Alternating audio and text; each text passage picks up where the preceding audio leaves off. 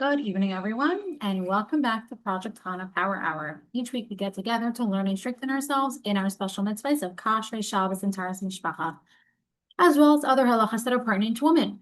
Our goal is to prepare ourselves in our homes to welcome Mashiach. Tonight's learning is dedicated as a schus for our foolish Shalem B'Karai for Menachem Mendel, then Bluma Basia. May we hear and celebrate good news quickly. If you would like to dedicate a class in honor of someone or in schus of someone, please reach out to us via email, projectchanapowerhour@gmail.com, and please join us afterwards for Tzedakah Katilim and Mashiach Ba. All right, let's get started. For our first class in Hilchos Shabbos, we will be continuing with part number 11 on our topic of Muktzah with Rabbi Braun. Rabbi Braun is the Martha Asra of Crown Heights, and we are really appreciative of his time to be part of our program tonight. Thank you very much. We're up to shir number 11, Lechav Zayin Tammuz, and we're still in the middle of halachas of Muktzah. So last week's shir, I didn't give the shir last week, but I got good feedback. Last week's shir was about the halachas of touching Muktzah, not moving Muktzah. Touching technically is permissible. Having benefit from Muktzah is usually permissible because touching and benefit is not included in the limited description of tiltul. Tiltul, which we spoke about last week, the royal we spoke about last week. Tiltul means actually moving. Touching is not considered moving. This week we're going to talk about how actual muktzah, real muktzah, can be moved also. Not only can be touched and you can have benefit from it, but there's ways how you can actually, under certain conditions, you're allowed to move the muktzah itself. So last week we spoke about tiltul begufoy, also known as tiltul kalachiyad. So when you're moving the muktzah indirectly, you're moving the muktzah with your body in an indirect way. The prohibition of muktzah, unlike any other isurim of Shabbos, normally on Shabbos, if you turn on the light, the back of your hand, that's still forbidden. It's not forbidden in Torah, it's forbidden in the Rabban, it's not under the broad category, the strict category, of Malachas Machshavas. So in many ways, if you do a malacha of Shabbos, it's not really the biblical prohibition of malacha, but it's still included. Chazal made a rule that you can't do any malacha, even if you do it in a roundabout way. But when it comes to muktzah, you can let it move muktzah if it's under your arm, the back of your hand, kick it with your foot. And that's a very beautiful solution whenever you're stuck with muktzah in your dining room. Kick it with your foot. That's perfectly fine. I've come to shul many times, and I see the place where I need to sit down a shul. I don't know why exactly on Shabbos there's muktzah stuff there. Coins, who knows what. A little bit like that, and you're fine. So that was really the discussion last week. I want to talk this week about tiltul min hatzad. Is there a possibility of moving muktzah even with your hand, but it's not a direct way of moving it. Now, there's different categories of indirect. Let me start, I'm going to go backwards. Often people translate indirect, tiltul min hatzad, they take a stick or they take a knife and they move the muktzah like that. So, and they think, well, this is something I learned, something about indirect form of moving. That is not correct. When you take a stick and you want to take the coin off the table, you just take a stick or whatever it is, you just go like that.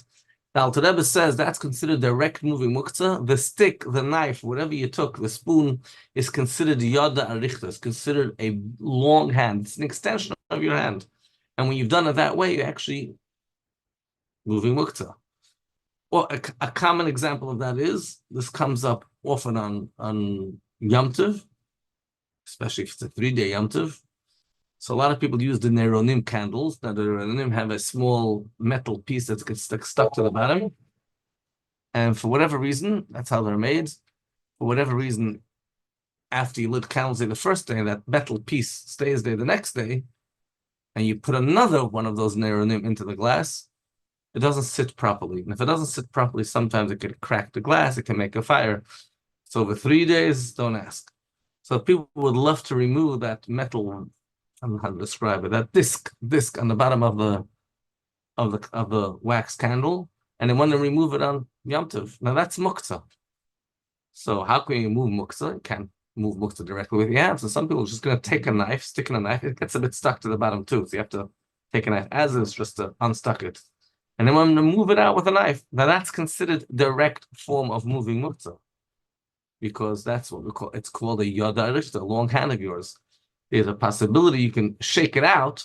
That's very different. If you're holding the glass and it's just shaking it out, that's very different. Here we're talking about direct. A stick, a knife, a spoon, that's an extension of your hand.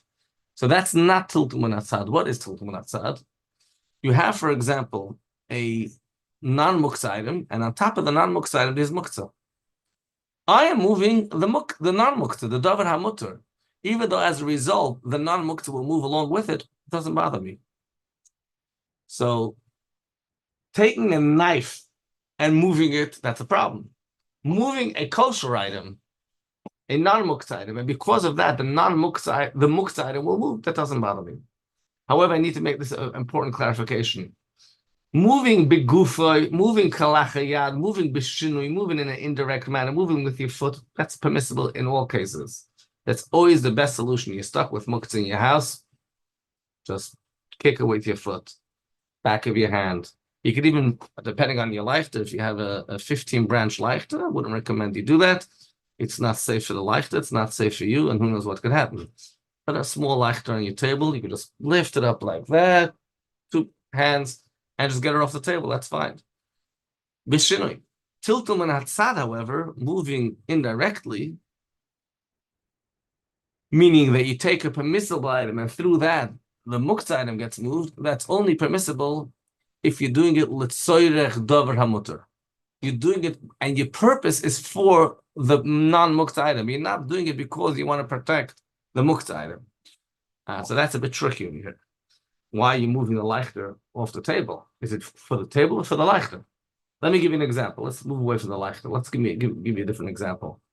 Someone has a hat and he wants to hang up their hat on top of a muktzah light, muktzah switch, a muktzah fan. Nothing wrong with that. Now you should know, but if you're going to put your hat and hang it on the lamp will move somewhat. But my purpose, I indirectly am moving a muktzah lamp. I have no intention to move the muktzah lamp. I'm just putting on my hat and taking off my hat. You can put on the hat, take off the hat. I'm moving the muktzah via something else. Again, not that I'm sticking a knife to it, I'm moving it with a knife. No, different. That's an extension of my hand. Here, I'm just trying to move the non-muktzah item I'm trying to move. The muktzah is moving along with it. And it's done l'tzoyrech davar hamutar. That's perfectly fine. So that's one very important condition. Whenever you're moving min hatzad, indirectly meaning you're not with your body, not with a shin, indirectly means via a non-muktzah item, it's permissible, provided it's l'tzoyrech davar hamutar, it's for the permissible thing and not for the forbidden thing. Another very important condition, which is a difficult one to keep, that if there's another way before you move the non-muktzah item to get rid of the muktzah item that's on top of it, you got to do that. So you need to shake off the muktzah item. My heter here is, I am moving kosher stuff. Muktzah is moving along with it. That's not my problem. I have no agenda with the muktzah item. I'm trying to move something kosher. The muktzah move along, it's not my problem. Okay, I understand that. But if you can remove first the muktzah thing, find a way how the muktzah should get off. Very simple. Shake off the muktzah item. You got to do that. The reason why a person wouldn't be able to shake it is because it might cause some harm. It's going to be glass. I might need the place. I might ruin the item. Okay, so if you can't shake it, then we have the heter of tilum natzat. So let me give a practical example. A person by mistake left muktzah on a bed, on a chair, on a table. Now I deliberately said a person forgot and left muktzah, and the reason I said that was because if a person deliberately put muktzah on a bed to stay there on Shabbos, then this bed becomes muktzah also. That's the rule of buses that we learned a couple of weeks ago. I can't keep track anymore. I don't know which year that was, but I'm sure you can find it in the archives. Well, the rule of buses is that anything which is support for muktzah becomes like muktzah. If you put something there with an intention, it should stay there on Shabbos, like the leichter on your table. The table also could become muktzah unless you put a challah there and all, or sefer or whatever it is. I'm not going back to that topic. But here we're talking about a case where you forgot and left muktzah on your bed, on your chair, on your table. I want to move the chair now. I want to move the chair, and my purpose is to move the chair in order to have the chair in a different room. So that's purely my purpose. So what do? I shake the muktzah off. Because you're supposed to try im efshel yanayir. If you could try to shake the muktzah off, shake it off. And then just move the chair. If, however, for whatever reason, I can't move the muktzah off because the muktzah could cause me harm, this muktzah item could hurt me. I need the place. I'm going to shake it off, and now the place won't be usable because there's going to be a muktzah item on the floor. In one of these cases where you can't shake off the muktzah item, then you could go and move the muktzah indirectly. I'm moving a chair. Muktzah's coming along with it. It's not my problem. And again, remember, the chair didn't become muktzah because the muktzah was left on the chair unintentional. If it was done deliberately, then the chair also became muktzah. Now, it's not so simple, by the way, because there's a discussion about this. When I say that you can't shake off the muktzah because it'll get ruined, is that called not what's going to get ruined? Is the muktzah going to get ruined or the non-muktzah item?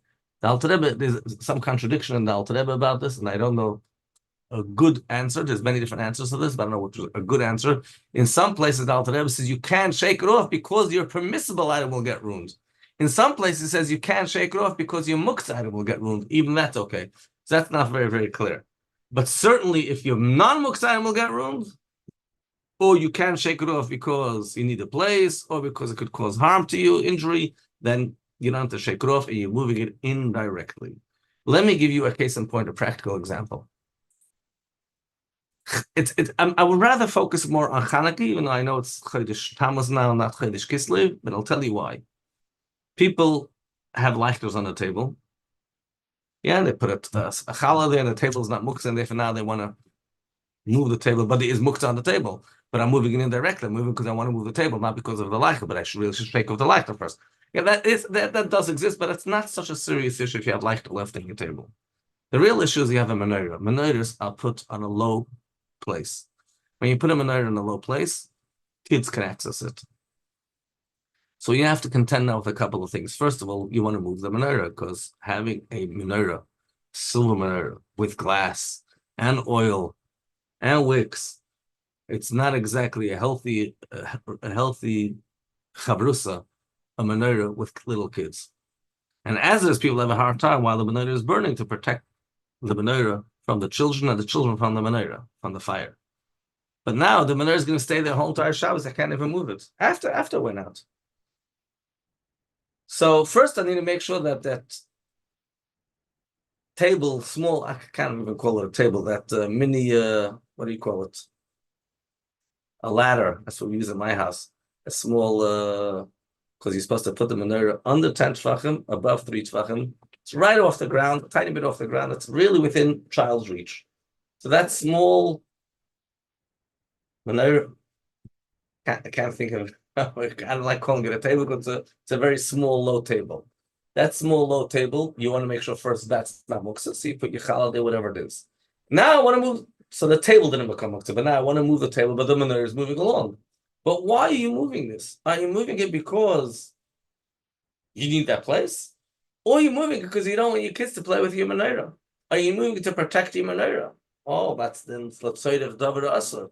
You're now going to move muktzah indirectly via a permissible thing if it's for the muktzah, to protect the muktzah.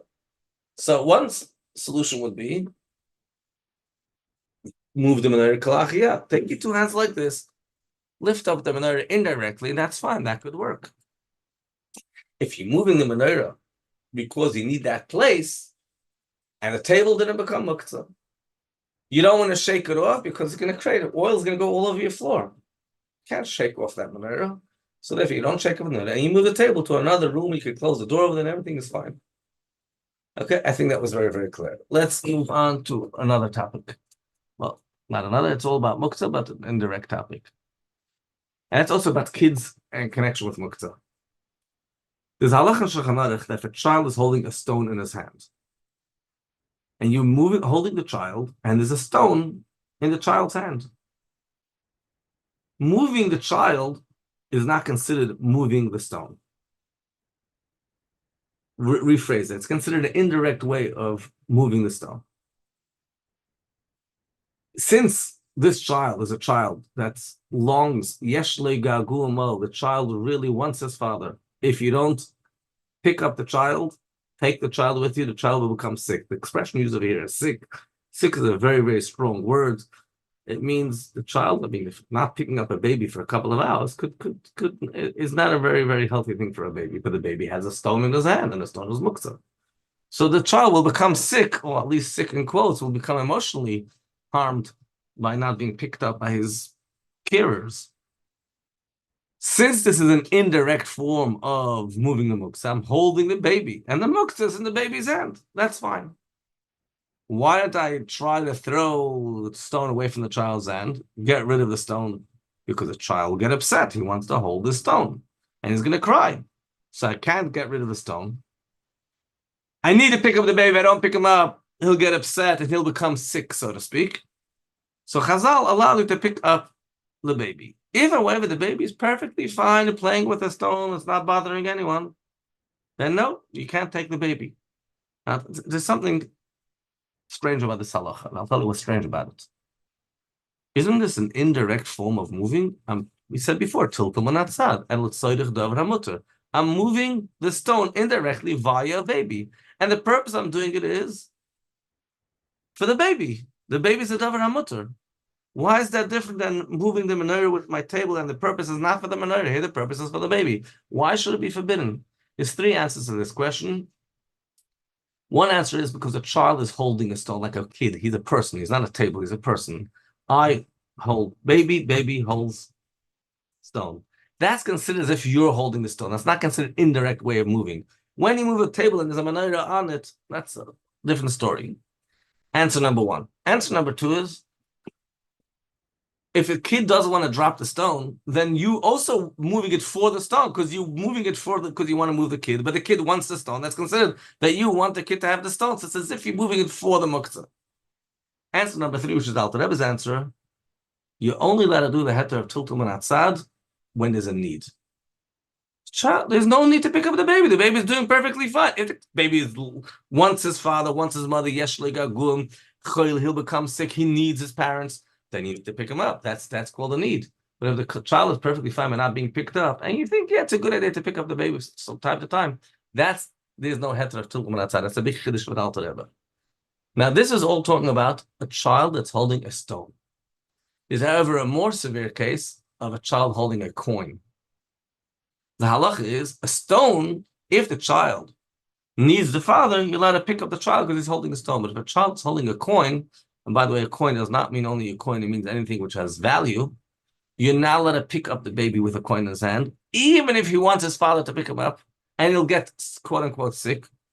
Not only that, you're not allowed to even walk along, hold the baby's hand while the baby's walking. We're not walking the street. We're not talking about carrying on Shabbos. Just walk along with the baby, and the baby's holding a coin in his hand. What's the reason why you're not allowed to do that? Because Chazal were concerned the coin will fall. And what will the father do?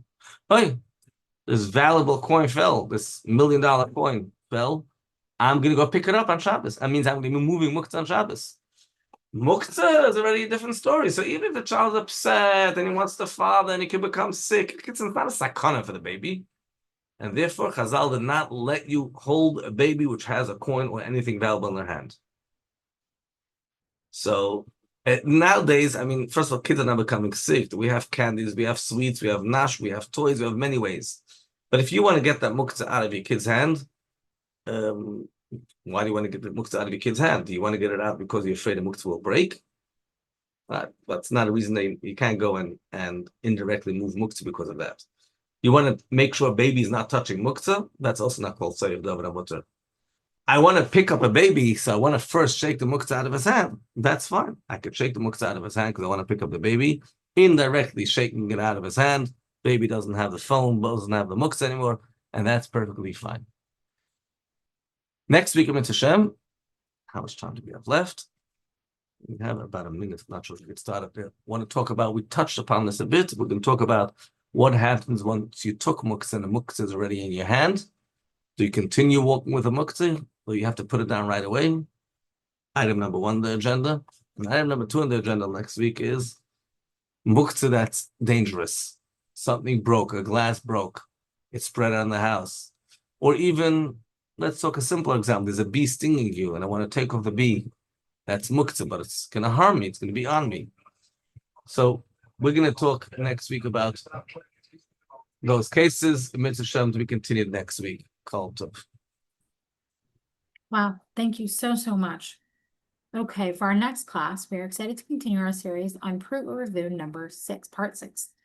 In the beginning of the series, Rabbi Tovia Kasimov went through the halachic aspects of Peru Review. Additionally, we mentioned more resources on the topic for people to access helpful information. If you missed it, we highly recommend going back to our archives on mikvah.org/power hour. Tonight, we would like to express our appreciation again to Jem for partnering with us and giving permission to share part 3 of their video entitled The Greatest Blessing. In the following talks, we'll be able to hear directly from the Rebbe and draw inspiration on this important topic. Da viele, wenn sie sich wegen a Huis, wo dort seien die Beziehungen zwischen dem Mann mit der Frau nicht, wie sie darf zu sein, Rahman al-Islam. A viele, sich wegen a Huis, wo die Frau viel zu hoch, nicht sniesdig, wie der Rebischter will, wie Ton gesagt in der Teile. A viele, sie der Gangen, a sehr weit, dass sie da kommen dazu, zu dem Kehen und dem Mischkan und dem Migdosh, mit den ganzen Linien, was wird dort erzählt. Aber das ist doch eine von den 7 Schönes und Mischunis. Aber ich frage, was bist du nicht mit Kabo? Der Mäbische Brauch ist auf Kinder und Kindskinder, hätte man noch suchen. Teruzzi, der rechte Teruzzi ist auf Frieden, darf man einstellen. Die Beziehungen von dem Mann mit der Frau sollen sein sicher auf all bis 120 Jahre. Danach darf man sein sicher, die Durchführung von der Huis wird sein echt sicher auf alle 100%. Und erst danach wird man nicht planieren und machen einen Plan, ziehen mit keinem Bekabel sein, den Menschen brauchen sie nicht. Der zählt Teile, also viele Samen Huis, wo die Beziehungen seien nicht wie es darf zu sein. A viele Samen Huis, wo die Znies und Durchführung von der Huis nicht geznies sind. Sagt der Rebischter an die größte Brache, was das wird vergeben auf die verschiedenen Jesurim Rahman al-Islam, was kann wünschen und abdanken der Frau, was sie hier das durch der, was wird in Menschen und ihr Mann, als wird zukommen noch Kinder in der Huis. Wo der Funk versteht nicht, die Häuser, wo der Rebischer hat sich gebencht mit Scholem Beis. Und die Häuser, was vielen sagt, lebt wie der Rebischer will, lebt sein Willen. Wo das bringt Europa Tesfis Broche, soll sein der Emesse Broche, soll sein Emesse gesund, Begashmis und Beruchnis. Wir sollen nicht haben zu tun mit Tuvgeruderkeit, mit allen Unionen, was ein Rahman al-Islam zugekommen in heutiger Welt durch verschiedene Sibes, unheimlich von nicht abhitten Tares am Sprache, wer sagte, Medestran kommen. Ich doch verstandig, jeder Kind, was kommt zu, in Asamin Huis, ist das eine Benchung gebrochen von der Vater mit der Mutter und von der Seide mit der Bobbe und von der anderen Kinder, was seine schön da in Huis. Also kommt sie zu, noch ein Bruder und noch eine Schwester und eine Benchung und eine Broche von dem ganzen jüdischen Volk, wo nur gefindet sich.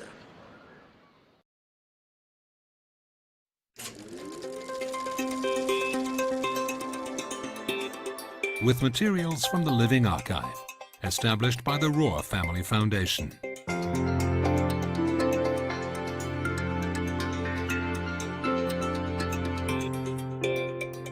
Video collection preserved by Benjamin Federman in tribute to his parents.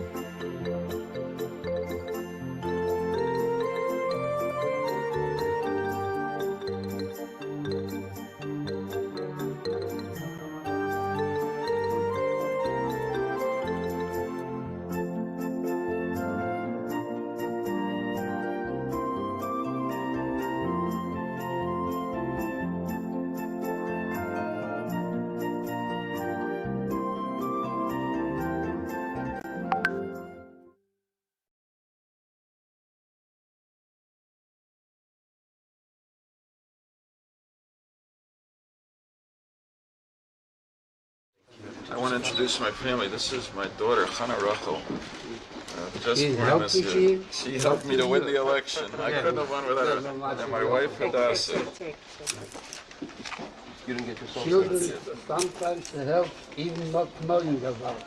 That's right. She did help. Everybody in the state knew about her. Thank you. Oh, yes, sir. It's an honor to meet you. Certainly helped you have. Thank you. It's an As I honor. said I before, could not have done it without you. children, by their existence and by something, by a smile, can help more than the words of the That's right. You know, I said to people that this was a wonderful year, Baruch Hashem, but this was our greatest accomplishment of 1988. To be elected a senator was nice, but this was the best. But don't be satisfied. It's only with you. Okay, we both heard. That depends more on you, probably. Thank you. You do surely stay. Hatzlacha. Thank you very much.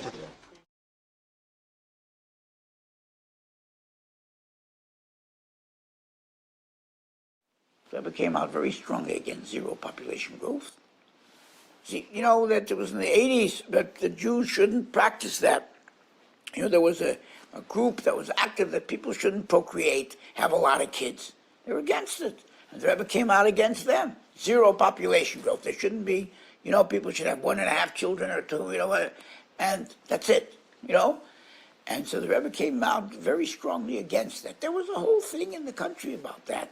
And the Rebbe came out very seriously against it. And the Rebbe gave a whole sikha. And the Rebbe wanted that sikha should be read into the congressional record.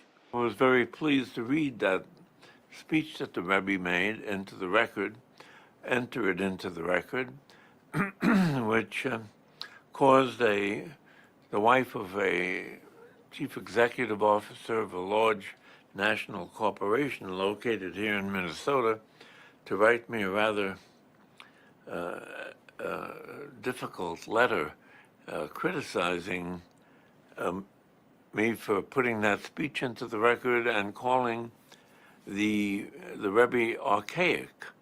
And I responded rather directly that he was not by any means archaic, that he had a great sense of modern life, and the idea that he talked about multiplying the Jewish people after 1/3 of them were lost in the Holocaust was a very important message, and one that was fully justified, and that population growth was not the threat in general that this lady thought it was.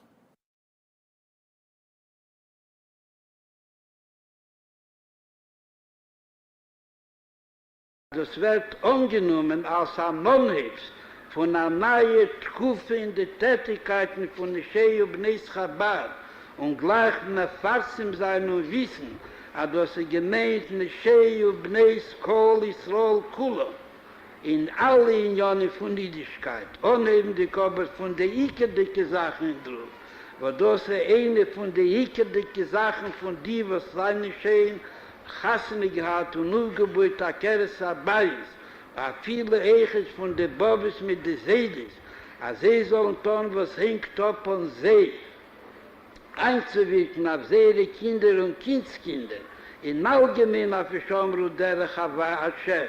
Allahs kamen sicher in den Asamin ikerdicken Eifen und auch damals ist mir sicher, als Abol die Teil Messiahnese. Der Rebester sagt zu, a jeder, was wir tun in der Richtung, wird allein helfen. Und befragt noch, dass Sache, was bis hier geschehen ist, und mich schon ist, wie gesagt, früher. Retten nicht wegen drauf, kommen vor Asifes, von frommen Jiden und von frommen Fruen. Und man redet wegen alle gute Sachen. Und man schämt sich zu reden wegen Asamen, in niedrigen Leben. Und in Leben, wie gesagt, früher, bis wann ist das Iker in dem Leben von der Menschheit beklau. Wie Komo, das ist wie gesagt, wie es getroffen mit vielen Sachen, was das sich umgehen von der Shei und Bnei Chabad. Aber ich habe so umgehen in der Ruf Ton. Ich gewinne gleich als eine, was einem gekommen mit Teinis, als die Tegnis nicht zugepasst, wo Chulu. Danach ist durchgegangen eine kurze Weile, haben sie das echt verstanden, aber das muss nicht nur man mag das tun, man darf das tun, man muss das tun. Und danach ist das verspricht geworden in verschiedenen Kreisen, sehe ich eine sichere Sache, wie bald das in den Nebelstens aussagt, von euch wird gehen der erste Ruf, in der Zniesdicken, in der passenden Loschen, und noch Medina, Kilischen, jeder Medina nie loschen. Aber da wissen sein, dass die Welt wird angeführt von den Ewigsten. Und sie wird angeführt in alle ihre Einzelheiten. Und hat gegeben, jeder Jeden und alle Jeden, Mitzvah, Vetero, a Teres Chaim, was macht lichtig dem jüdischen Leben. Und wenn geht man bei und nicht bei Cheshach in Lichtigkeit, wo damals wird man nicht gestreuchelt, wenn man halt sich an dem Nebischen Mitzvahs und an dem Nebischen Schulchan Aruch und man lässt Tiebe der Cheshbenis zu dem Nebischen, befragt noch seine Cheshbenis, was sie seinen gegen und sterben, mit keinem sein, das was steht in Schulchan Aruch, Besimcho, auf Tulivo. Und wie gesagt, früh ist eine sichere Sache. Und er sagt der Park, dem soll sich nicht erschrecken. Als ohne den Tonnen dem ist er gleich kommen zu gehen. Als eine, was wollen das diese siebische Tiere, ohne den Teine. Als er doch nun, wo das jetzt nie ist und was das ist gehalten. Und das kann sterben zu gesund wie Chulu. Ich sehe allein wissen, aber die Pläne stirbt zu gesund, stirbt zu schon im Beid, stirbt zu Aufbau in dem jüdischen Volk und sie stirbt, wie die Gemorre sagt, befehligt zu Herabringen, Mashiach Zidkenu. Und wie hier rotzen, jeder von uns soll sich noch einmal hereintrachten, bis wann sie wird kommen zu dem Beschluss. Und wie gesagt, früher ist eine sichere Sache, sie wird kommen zu dem Beschluss. Warum das ist die Anweisung von unserer Teire, was wird angerufen, Teire Semes, die Teire, was geht reis der Emeskeit von jeder Sache und von allen Sachen. Und eine sichere Sache, also geht reis der Emeskeit von emesen jüdischen Leben, wird erfahren, jeder jüdische Frau wird sicher kommen zu demselben Beschluss und sie wird damals können reden in Dvorim Ayetzim in Aleh mit herzigen Wörtern zu jeder jüdischen Frau, als sie soll Rachmanes haben auf sich und auf vier Mann und auf viele Kinder, was haben teils am will haben noch ein Bruder oder man will haben noch eine Schwester und man hat sie nicht was zu empfehlen.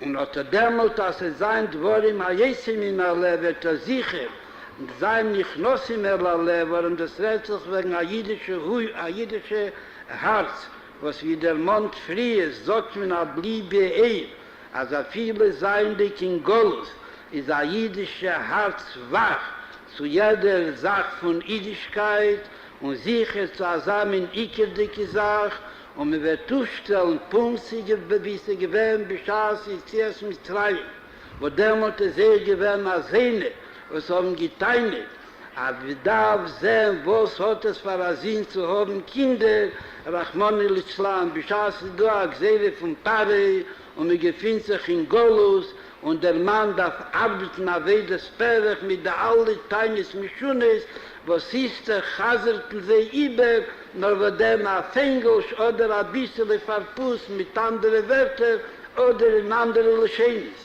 Und auch demals sind die gewähnte Noschen Zitkonis, jüdische Frühen, wo da sie gewähnt, jede jüdische Früh, was sie gewähnt, dämmelt in Golos. Achus 91 und Pissem Akosel. Ist alle jüdische Frühen und Töchter, haben sich nicht gerechnet mit Pare, sich nicht gerechnet mit Zorre-Pare, sich nicht gerechnet mit Pauli Taimim und Hasboris und Cheshbenis, was sie das ist gehalten. Bischaß Pare hat gegeben die Gseele von Kol Haben, Hayelo Tashlechu mit aller Ariches Agselis dämmel.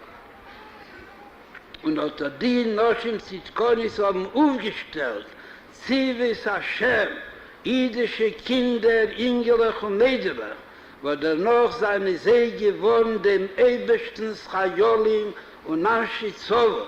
Und sie seien dann noch Ares von Eretz Mitzrayim und Mekabel gewendete Teiro, ist man Maten Teiro Seinu. Und damals hat ihn gesagt, da wäre gewähnt der Arevim, wo sie haben gepeilt bei dem Ebersten durch Seher, Orvis und Garantie. Aber der Eberste soll geben die Teire zu Meshe Rabbeinu und zu Arenke in Gordel und zu den Schivim Skenim, ist das gewähnt jüdische Kinder, was einen aufgehoben wird geworden, durch die jüdische Mutter, was beim ist noch gewähnt in Golus. Und Heimi, Kiru, Trilo, sie seien gewähnt die, was haben erkennt den Ebersten und Göttlichkeit und Niedigkeit, früher noch für die alle Iberike. Und danach hat man da Aftoche, als gemäß Eschem Eretz Mitzrayim. Und wie steht in Medisch, a Punkt, als in dem letzten Dorf in Mitzrayim, seine Nieden Ares von Golus bis Chus, noch im Zitkonies, hat echt in dem letzten Dorf von Nitzigen Golus. Und ich frage noch, als in dem Nitzigen Dorf halt man in den letzten Jahren, und in den Jahren halt man in den letzten Chadoshim, und die Chadoshim halt man in den letzten Wochen. So Gula Amitis war schlimm, alle die Mashiach Zitkenu, darf man haben dem sturmdicken Uftu, von der Shei und Bneis Yisroi, wo das darf man nicht haben in der Ruf Ashtub, durch Ashturm mit Ashtub noch von Emissen, wo das haben die Schus, oder die, was haben sich zusammengeklebt. In dem Mok im Kodesh, wo wir davon tun wir lernen, als sie sollen Ares mit einem festen Beschluss, auf Tonnen dem in einer passenden Neffen, in einer zniesigen Neffen, aber mit der ganzen jüdischen Starkheit und mit der ganzen jüdischen Stolzkeit, und mit kommen zu gehen und mit sagen, dass nicht Madden, und das an gegen Culture, und das an gegen die alle Sachen, was am Rachman in das Land gebracht, die gesehen ist und auch nicht ist gedacht, der Schmod ist, wo sie sind gekommen nach Frieden und nach Friedigkeit. Und die Joschim Seere seine Nechet, noch Istra Kajomim von Hitler gemacht Schmäh, wie sie rei, nur sie gefunden verschiedene Wege, weil sie nicht losen dem jüdischen Volk wachsen, beruchen ist, weil sie nicht losen dem jüdischen Volk wachsen, begaschen ist. Bis wann etwas aus der Heimgegeben, echt einreden, jede Asene, jeden, was bleiben sich nicht voneinander und meinen, aber der Klugiger meint auch sehr Teve. Ist jeder jüdische Frau und jeder jüdische Mann gehören zu Arm, Chochen und Novin, zu einem klugen Volk, nicht mit der Kirche wissen, ja, die eigene Klugschaft, nur mit Hot Chochmosi, Shalakodesh Borchu, mit 40 Leute Chochme von dem Ebersten, was hat uns gegeben in sein Teire, durch und durch, was wir lernen Teire und der Hebsach, mit 40 Leute Teiro, und damit wird mir sicher Matzliach sein, als sie und alle jüdische Frauen werden aufstellen, in den mystischen Golus und der Ikwisse der Mischiche in der letzten Tag von dem Golus. Zivis Hashem, jüdische Kinder, was sie wollen gehen in den jüdischen Weg und der Vadosse der Mäbischen Weg und wollen das Ton Gesundheit und Freilichkeit und mit jüdischem Stolz wollen der Vater mit der Mutter haben sie bewiesen ein Beispiel, weil sie ja jeder darf sein Stolz mit seiner Jüdischkeit und darf durch auf dem Weg die Hote Rechet, die Kiem von dem Jud, das was der Rebbe dazu gesagt, als alle Völker herum man erkennen, das ist ein Volk, was Adler, Charton und Nikol haben, Remimon und Nikol Al-Shenis. Und die Mutters mit den Vaters, mit den Kindern und den Kindskindern, mit den Bobes, mit den Seides, wollen gehen bei Eir Hashem mit dem ewigsten Lichtigkeit, mit seinem Teil und mit seinen Mitzvahs und mit Jüdischkeit im Allgemeinen, Bekore, Mamesh, Mekabel, sein Pnei, Mishiach, Zitkenu.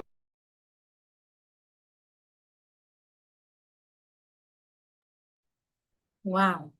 Okay.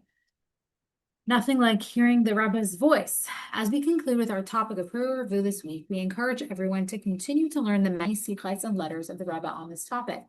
We have compiled a folder that will be attached as a link to this share where one can see the original sources where the Rebbe talks about Peru review, as well as some translations in English. We would like to thank the Daily Sikha and the Rebbe Responsa team for providing us access to their materials. Bezrat Hashem, we'll be starting a new topic next week, so stay tuned. All right, for our next class on Kashrus, tonight we'll be continuing our series from last time, Harmful Foods, Part 5 with Rabbi Nissan Zibell.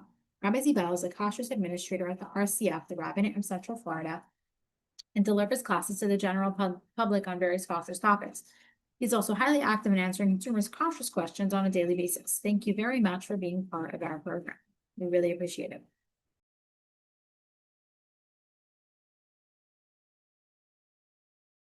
Thank you very much for having me, and good evening. This week we'll be continuing within harmful foods. We are at part 5. We're going to be continuing the topic of cross-contamination with fish and meat and the sakana involved, and that's the danger involved, practical applications in the kitchen and beyond, how various scenarios could play out, and at times we may not be aware of it. So we began already discussing last week scenarios, practical scenarios of cross-contamination that can happen with fish and meat, or foods that may contain fish that we are not aware of. This week we can continue more examples and practical application of cross-contamination, as well as discussing how one can cook fish and meat out of the same oven or on a barbecue grill. How can that be done? And other practical applications. This should be the last class covering the topic of fish, the danger of fish and meat. So we'll begin cooking and things to be careful while cooking. So if somebody's cooking on their stovetop and at the same time they have fish and meat cooking, they need to take extra precaution for things that may splash one into the other. If it's somebody frying schnitzel in one pan, or in frying gefilte fish or fish patties in the other pan, and when frying there's a lot of splashing that happens, so one would try to avoid that, and if they're really tight with time, try to figure out a way that they won't splash into each other. But one needs to be aware when they will be cooking fish and meat on the same stovetop that splashing can happen, and should avoid as much as possible. Now, if for whatever reason one was careful and the splashing did happen, usually the splashing is less than it's only a droplet that comes out, or a few droplets, and usually it would be batul b'shishim. It would be 60 times more of, let's say, meat than the little splash of fish, or the vice versa. However, one should speak to the Rav, because as we mentioned already in the previous classes, not everybody holds that bittul works by fish and meat. Some say that since it's a danger, we treat it even more strictly than we would something that's not kosher. So one should speak to the Rav if that did happen, to clarify whether they would apply bittul in such a case, and make sure that that's clear.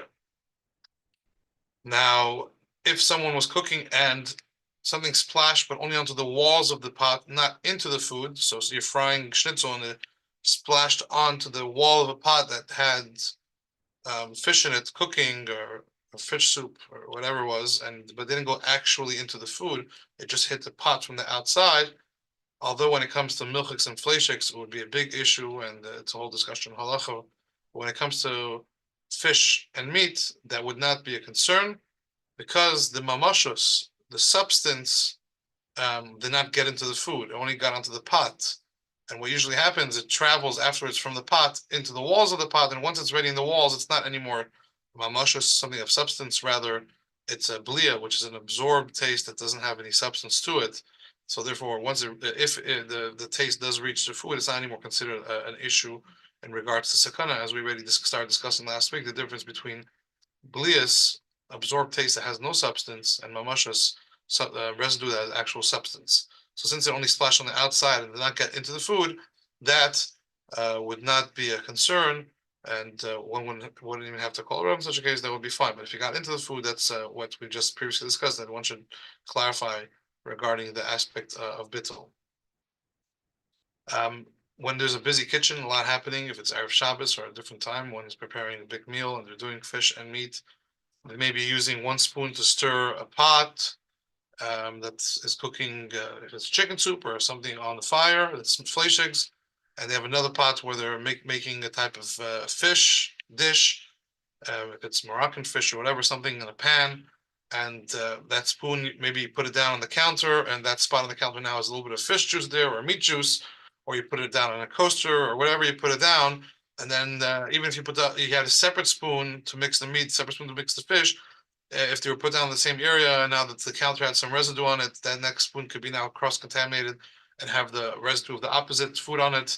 So one needs to just take extra precaution when cooking both as well, that the mixing spoons have two separate mixing spoons and are designated the areas and are not crossing their areas and are staying in their areas, so that there's no residue that gets onto the spoons, or the wrong spoon is not used by mistake and mixed a pot where it had the opposite residue, opposite food residue on it, which would be obviously a concern.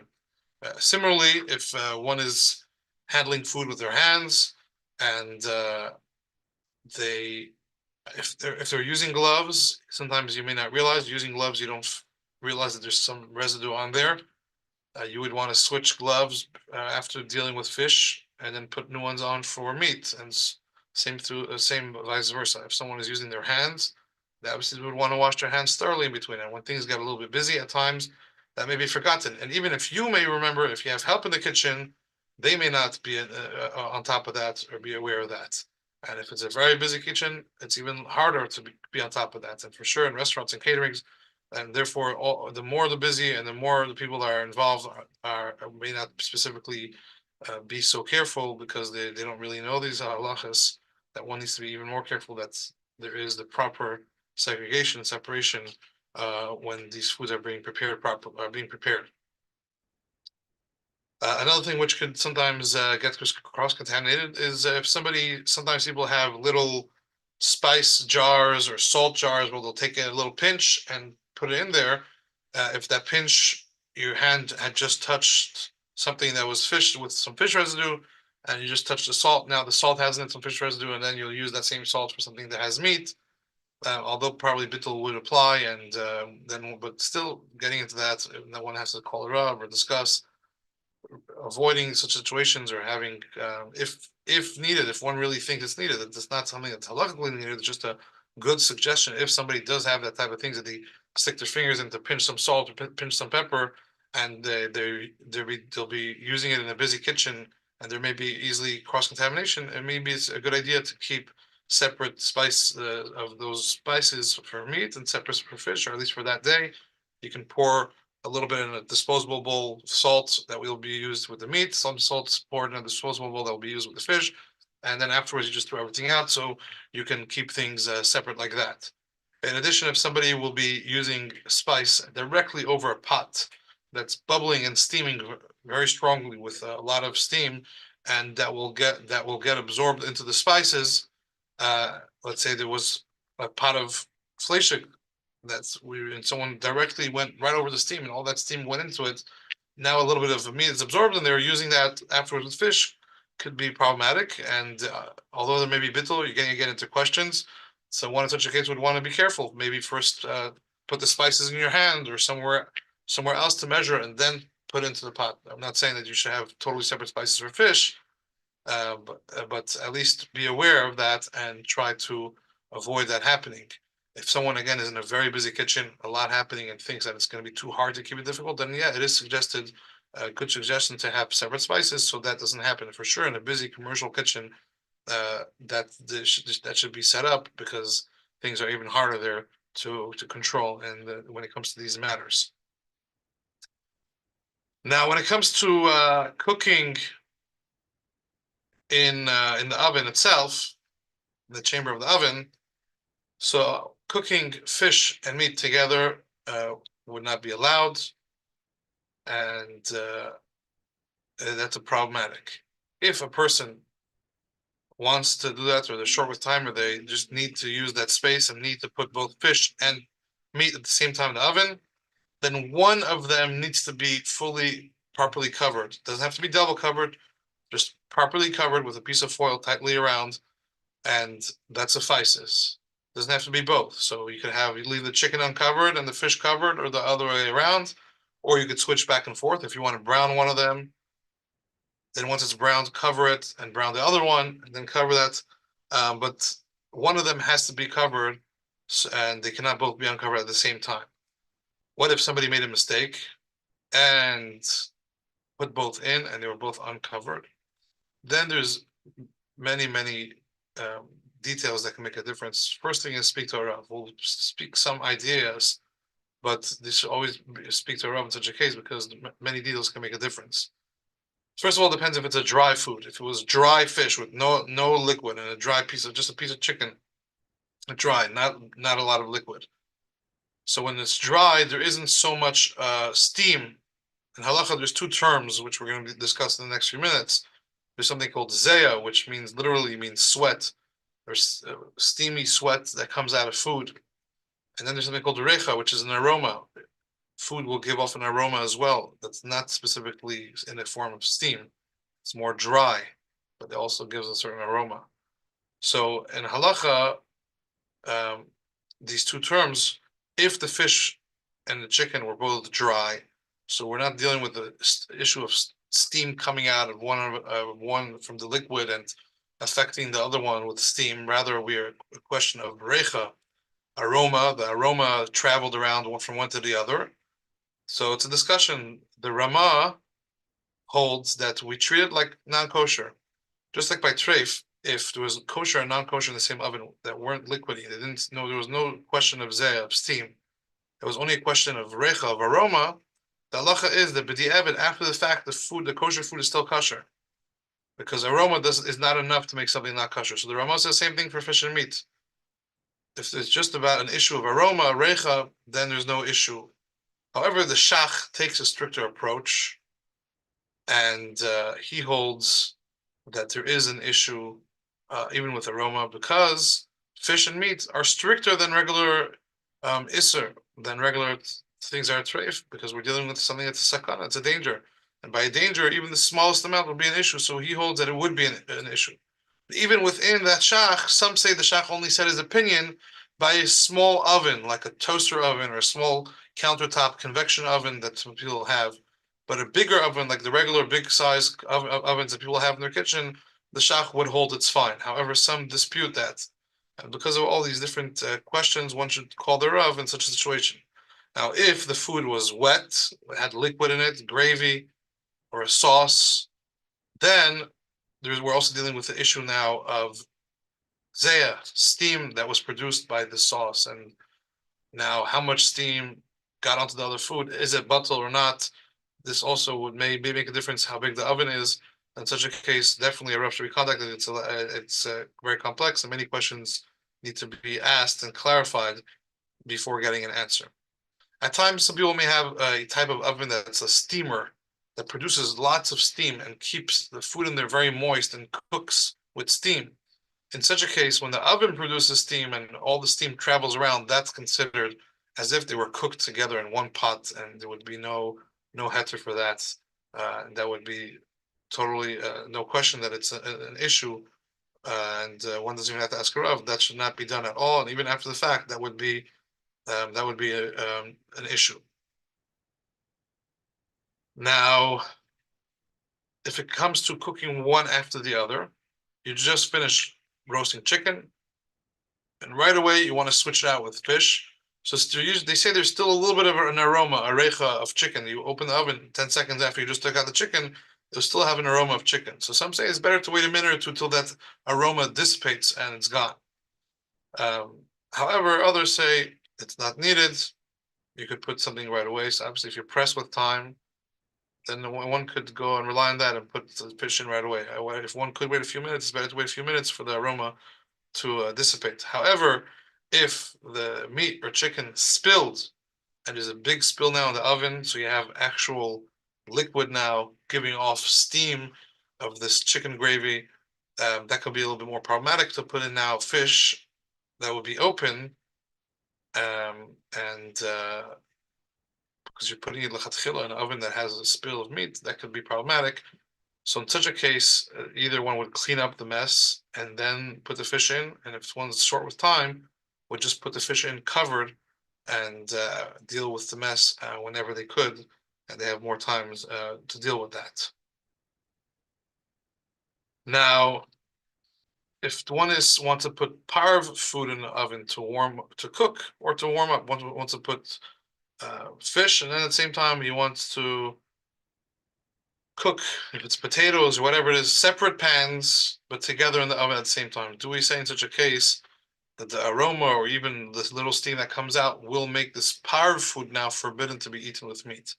So the halacha is that no, it does not make it forbidden, just because of the aroma or the little bit amount of steam that may be there.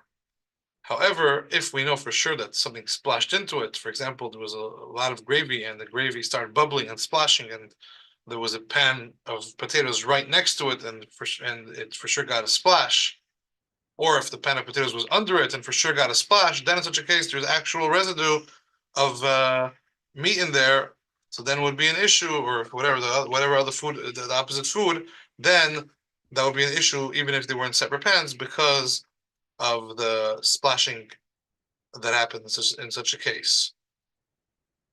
However, as mentioned last week, if one had a piece of bread or a pita on the shelf directly and right under it was a pan of fish or meat, and they got direct steam directly from the pan going into it, in such a case we rule stricter and we consider that to have the identity of that food that was directly under it because it received more of a direct steam, and that would be a concern.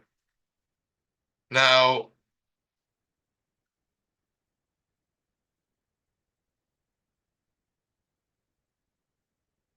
other scenarios that can be is at times, even if the pans are covered, afterwards when they're taken out of the oven, someone may be putting them away in the fridge or wherever, and they may stack them up one on top of the other. And if a pan is a little bit too full and had a little bit too much liquid in it, liquid may start oozing out from the sides and then dripping into the pan under it. And so therefore one needs to realize that also putting away pans or storing pans with food in it to be stored in a way that even if it would spill, the pans under it that would receive the spill wouldn't be fish. So you would want to keep pans that have fish in a separate area and the pans with meat and stack them in a way that even if one of the pans does overflow or does spill through, it won't drip into pan under it that would be fish or meat without the opposite food, which would cause to have an issue. A next question which comes in often is how to deal with a barbecue grill. People sometimes want to have grilled fish. Barbecue grill usually is used for meat, and the barbecue grill is very hard to clean, very, very hard to clean. There's lots of caked in burnt residue and fatty residue. And to get a barbecue grill clean, that there's no more fatty, oily residue is very difficult. And if one wants to put a piece of fish directly on the grate to start cleaning it and burning it off, it's possible, but it's not the most recommended because you may miss something and you don't want to take the chance. And even if you did clean all that well, there's always the interior of the grill, the belly of the grill, which has a lot of buildup sometimes of fat and stuff that drip there. So you would also have to clean that out because if not, the steam is rising from that fat while you're cooking the fish. So it wouldn't be a good idea, although it's doable. It's not the best idea. So what should one do? One option is to double wrap. You could double wrap the fish in foil or put 2 pieces of foil and put it on the grates. However, sometimes the grill's flames could be too hot and burn the foil, and then the fish comes back into contact with the grill. Another option is there's something called actually a grill mat. It's a mat that you put on top of the grill. It's 100% protects the fish from touching the grill, and it still makes grilling marks, and it still gives it a grilling experience. That's something that you can find online. And another option is a cedar wood plank. In such a case, if the fish is only on the piece of wood, some people make their fish by cooking it on a piece of wood on the grill. If it stays always on the wood and won't touch the grill, then you don't have an issue now with the fish coming in contact with the grill. But you will have to deal afterwards with the fish juices that dripped onto your grill The next time you want to cook meat now, your grill has fishy residue and oily residue from the fish, then you're gonna have to make sure to clean it well before you put your meat on there, which again, you would have to deal with some cleaning. So even a cedar plank may work to help you in one direction, but afterwards you're still gonna have to clean your grill for that. Or another option is just to have totally separate grate just for fish, and you only take it out and put it on your grill when you do fish, and afterwards you take off that grate, and it's fine. Now, could you grill fish and meat at the same time on your grill? If your grill is wide enough that it won't be splashing onto each other, and you figure out a way to keep the fish, and that's not going to come with meat residue from the grate, yes, that's definitely doable. And as long as it's not splashing onto one another, but one would have to be careful not to close the grill cover, because then it would be in a way like putting it in an oven, sharing that steam and aroma, which l'chatchila is not supposed to be done. So one would have to be careful in regards to that. Now, one more thing which we didn't mention: sometimes there is a chumrah out there that people have. That's not the generally accepted approach, but some have the approach that when cutting a charif, a sharp, spicy, or sour, bitter food with a knife, and that food's going to be used with fish or with meat, they have a special designated knife that will cut on things that we're going to go eating with fish that are sharp, specifically those sharp foods, because of that pressure of the knife and the sharpness of the food together may draw out a stronger remnants if that knife was used with meat, and then you could use it with, and you would use it with fish. So some have a chumrah to have a special knife to cut those sharp things that will be used with fish, and make sure that knife is not used with meat. But generally, that's not the specifically accepted halacha, and many are not careful when it comes to that. We only have 1 more minute, so we'll very briefly mention having fish and meat on the same table. Although halachically, in theory, it's no issue for it to be on the same table. It's not recommended because people may get confused and may put it on their same plate, and therefore it should be served separately. If for whatever reason a person has no way to do it, they have one buffet or only one table and everything's served at one time, then they need to make things very clearly, and there should be a clear, everyone should be notified, and there should be separate plates for the fish or meat. That's everything should be very, very clearly designated so that there is no mix-up whatsoever. However, it's better to avoid that. And when it comes into, is there a preference which one to eat first, whether one should eat meat first or one should eat fish first? Generally, people always eat the fish first, and that's based on the idea that it's better to, the Rambam mentions, that it's better to first eat the lighter foods and then have your foods. When it comes, however, to the laws of fish and meat, there's no halacha or halachic aspect to eat fish before the meat. However, according to Chassidus, actually, the Alter Rebbe mentions in the Kudei Torah, Parashas Ba'aleischa, Taf Lamed Gimel with Beis, that fish have a very sublime, very high level of light, and in order to have the right tools to elevate the energy within the meat to Kedusha, you first need to eat the fish, and that gives you the spiritual energy that you need, that afterwards you could actually elevate the energy within the meat to Kedusha. And therefore, spiritually, there is an idea to first have fish and then the meat. And one more brief thing, when it comes to a sous vide machine, one could use the same bath water for both fish and meat, and even have both fish and meat at the same time, as long as the bags are 100% sealed and there's no chance they're going to leak. If there's a chance or you think it's not practical and the bags may leak, then it's more problematic, and you should first do the meat, empty the water, clean out the machine, put new water, and then do the fish, or vice versa.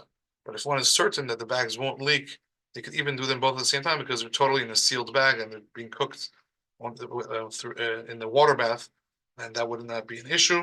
We'll stop here. This is the end for the part of the danger between fish and meat. The next class will discuss danger of eating fish with milk and the ramifications and the Chabad minhagim regarding that. Thank you so much. Okay, before we conclude with Tehillim and Mashiach thought, we'd like to turn to you, all of our listeners. Baruch Hashem, our classes are continuing, but we do need your help to fund them. If you enjoy these important and practical weekly classes, please consider partnering with us to keep them going. We rely on and appreciate all contributions.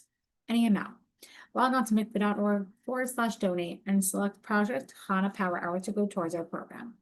Okay, thank you so much. And let's go ahead and either you can put a coin in the pushka, or like me, you can use this handy Chabad pushka app. It has a really great what's the word I'm looking for? Sound effects. Okay, and now we're going to say the Rebbe's Kapitel together, followed by Kapitel Chaf for Eretz Yisrael. And you can turn your eyes to the screen and say it along with me. Shir Hamale, so David, Luli Adonai Shahi Alanu, Yemer Na Yisrael, Luli Adonai Shahi Alanu, Bekom Alanu Adam. Azai Chaim Belu'unu, Bacharas Afam Banu, Azai Hamayim Shtafunu, Nachla Avar Al Navshenu, Azai Avar Al Navshenu, Hamayim Hazai Denim, Arach Adonai Shalai Nistunan, and Tarfa Shinim, Nafshinu, Kutzimur Nimulta, Mipach Yagshim, Pach Nishra, Banachum, Laftnu, Azraini Mashib, Benai, Isu Shemaim Arts. And we'll continue with Kapitel Chaf, keeping in mind all of our fellow brothers and sisters in Eretz Yisrael. Amatach Mizmer with David Yam, Chadanim, Yamtari, Sagaf, Hashem, Malahi Yakad, Yeshach, Hazarcham, Kadesh, Mitzini, Sadaka, Yeskar, Gaman, Chasacha, Bailas, Dash, Misala, Mitzin, Chachal, Vaha, Bachalot, Sespa, Yamali, Nirana, Nabishu, Safa, Bashim, Alahinu, Nidgal, Yamali, Adena, Komishal, Sacha, Ati, Daiti, Ki, Hashia, Adena, Mishicha, Yaneo, Mishmekatre, Bigura, Sisha, Yiminai, Elevaracha, the Elevasusim. Vanachnu b'shem Adonai Eloheinu Nasker. Yemakar v'nafalu vanachnu kamnu v'nisayda Adonai Yoshia Melech v'ninu v'yem karinu. Okay, now we are going to look at a Mashiach thought from the Rebbe, which the Rebbe said on Yod Shabbos Rebbe Tammuz Tafshin and Aleph, and that is that the subject of Hilchos Zabachira shouldn't be approached as a just, old random less list of halachais, but it's actually should be approached as a present reality. It's not that sometime in the future, in the distant future, that these halachais will be relevant, but rather any moment the Beis Hamikdash Hashlishi, the third Beis Hamikdash, which is already built in the heavens, will descend and be revealed here on earth. Amen, maybe so. Okay, a couple quick reminders. Hang with us real fast. If you appreciate these weekly classes, please share them with friends and family. All playbacks are available on mikvah.org/power hour and also on all podcast platforms. In addition, they are available on 24/6, which is pretty exciting. You can search up Project Chana Power Hour. If you have questions on the classes or would like to dedicate a week of learning in honor or Ilui Nishma someone, please reach out to us via email, projectchanapowerhour@gmail.com. And lastly, we look forward to seeing you again next week. And may our learning prepare us in our homes and bring every Yid home to Eretz Yisrael with Mashiach now. Thank you so much for joining and have a good evening.